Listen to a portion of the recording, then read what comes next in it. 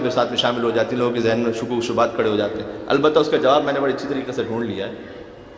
اس نے جو مجھے غالی و مشرک کی صدا دی، اس نے جو مجھے غالی و مشرک کی صدا دی، میں نے بھی علی کہہ کے اسے آگ لگا دی۔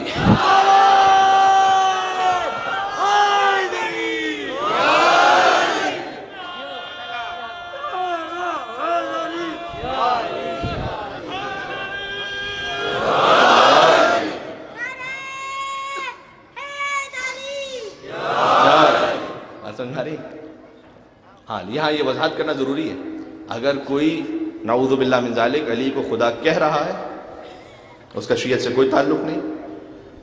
مولا کائنات کے نام کے ساتھ جل جلالہ لکھنا ہمیں کہیں ائمہ کی سیرت میں نہیں ملتا، کہیں پر بزرگان کی سیرت میں نہیں ملتا۔ اللہ سبحانہ و تعالیٰ کی کتاب قرآن، سنت ائمہ علیہ السلام، اس میں کہیں یہ باتیں نہیں ملتی۔ لہٰذا وہ چیزیں جو نہ ملیں ان کو اپنی طرف سے نہ لگائیں، ٹھیک ہے؟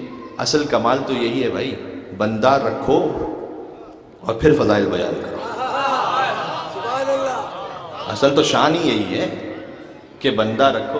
میں اب بہت کلیئر بات کہہ رہا ہوں، اچھا دونوں طرف سے، میں اس پر بہت مجھے کہتے ہوئے کوئی عار نہیں ہے، اس پر لعنت بھیجتا ہوں جو علی کو اللہ کہے،